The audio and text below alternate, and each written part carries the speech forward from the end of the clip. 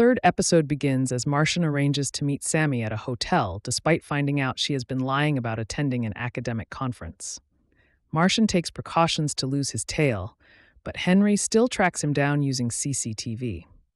Martian is somewhat cold to Sami, and he tells her that his book publisher is demanding to see him downstairs, even though it's nearly midnight.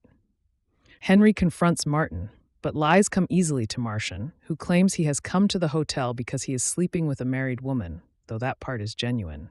Henry is furious. Martian is still using the defunct Paul Lewis identity, as it raises a red flag about his mental state. He orders Martian not to go back up to the room. Outside, someone is surveilling Sami, but it's unclear who this man works for. The following morning, Henry's wife is concerned because the Zoom link she uses to talk to Charlie isn't working. Henry reassures her as best he can that Charlie is okay, without knowing the answer himself. Bosko tells the CIA director it's been determined that the network of the still unaccounted-for coyote is sound, and that he understands that Felix is an operation of extreme sensitivity. The director says they must recommence this conversation in the cube. This one-on-one room is used sparingly, emphasizing the need-to-know status of this information, which we aren't privy to. Meanwhile, Martian greets Henry as my stalker. Henry admits he also f***ed up recently for personal reasons. I owned it and put it right. Henry is seemingly referring to asking his brother-in-law about Felix. In a conference room, Henry and Martian learn about the 3 men who came up against the Russian forces deep behind enemy lines. They know that if Charlie follows protocol, there will be a 48-hour comms blackout.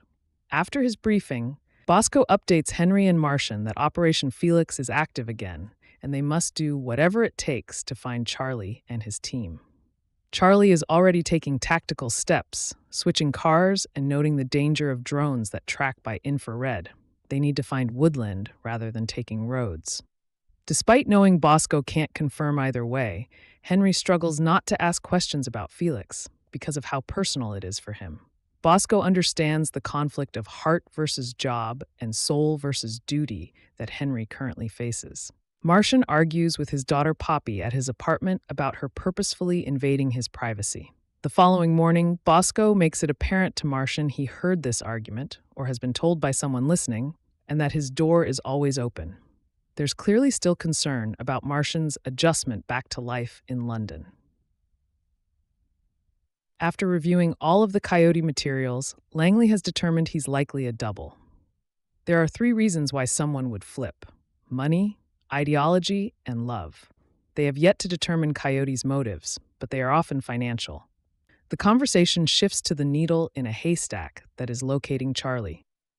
Luckily, they can narrow the search because they know what methods Charlie will use to evade detection. When they put this into motion, Charlie and his 2 colleagues are met by allies who tell them Felix is back on. Resistance men will escort the trio to a clinic where the target is due to arrive in a week. In his session with Dr. Blake, Martian is hostile to the whole process, and the 2 are immediately at odds.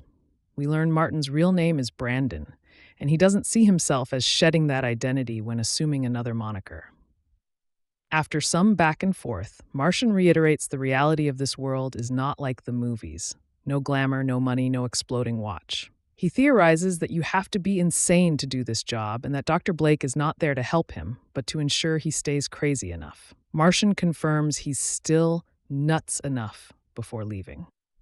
Despite Martian walking out on Sami at the hotel, she agrees to meet him again at a screening of Catch-22.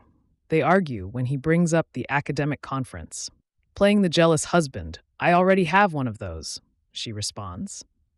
Sami explained it was pointless to go to those lectures to be told by a European academic about her specialist subject. She only enrolled to get a grant.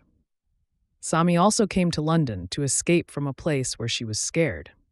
Outside, Martian confronts her about what she does all day, wondering if she came to London because she knew he would be there. Sami rejects this, pointing out she doesn't interrogate him. The man following Sami takes a photo of them arguing on the bridge. "This isn't working," Sami tells Martian, and they go in separate directions. The man surveilling Sami approaches her and tells her to get in his car. She reluctantly agrees.